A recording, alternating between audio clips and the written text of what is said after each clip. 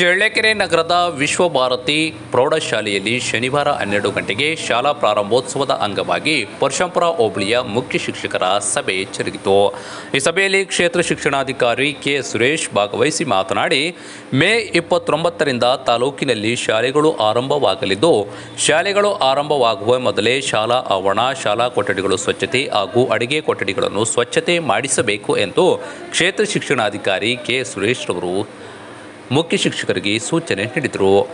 ಅಡುಗೆ ಕೋಣೆ ಹಾಗೂ ಅಡುಗೆಯ ಸಾಮಗ್ರಿಗಳನ್ನು ಶುಚಿತ್ವವಾಗಿ ಸ್ವಚ್ಛತೆ ಮಾಡಿಸಬೇಕು ಎಂದು ಕ್ಷೇತ್ರ ಶಿಕ್ಷಣಾಧಿಕಾರಿಗಳು ಮುಖ್ಯ ಶಿಕ್ಷಕರಿಗೆ ಸೂಚನೆ ನೀಡಿದರು.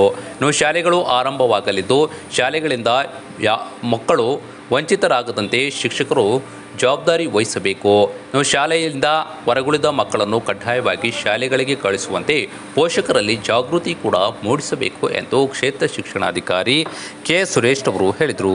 ಈ ಸಂದರ್ಭದಲ್ಲಿ ಮುಖ್ಯ ಶಿಕ್ಷಕರಾದಂತಹ ತಿಪ್ಪೇಸ್ವಾಮಿ, ಮಹಾಲಿಂಗಪ್ಪ ಹಾಗೂ ಅಕ್ಷರ ದಾಸೋಹದ ಅಧಿಕಾರಿ ತಿಪ್ಪೇಸ್ವಾಮಿ ಸೇರಿದಂತೆ ಮುಂತಾದವರು ಇದ್ದರು.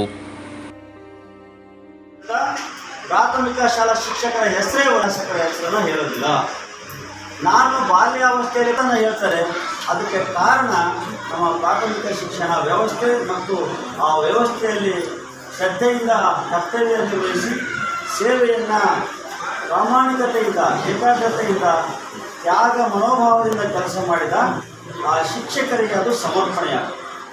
ಈ ಒಂದು ನಿಟ್ಟಿನಲ್ಲಿ ನಮ್ಮ ಚಳ್ಳಕೆರೆ ತಾಲೂಕಿನ ಶೈಕ್ಷಣಿಕ ವ್ಯವಸ್ಥೆಯನ್ನು ಇನ್ನಷ್ಟು ಸುಧಾರಣೆಗೊಳಿಸಿ ಮಕ್ಕಳಿಗೆ ಮತ್ತು ಸಮಾಜಕ್ಕೆ ನಾವು ನಮ್ಮ ಒಂದು ಕಾರ್ಯಚಟುವಟಿಕೆಗಳು ಯಾವ ರೀತಿ ಇರಬೇಕು ಅನ್ನುವಂಥದ್ದನ್ನು ನಾವು ಈ ಒಂದು ಸಭೆಯಲ್ಲಿ ಈಗಾಗಲೇ ಭಾಳಷ್ಟು ವಿಚಾರಗಳನ್ನು ನಮ್ಮ ಸ್ನೇಹಿತರು ತಮ್ಮ ಮುಂದೆ ಪ್ರಸ್ತುತಪಡಿಸಿದ್ದಾರೆ.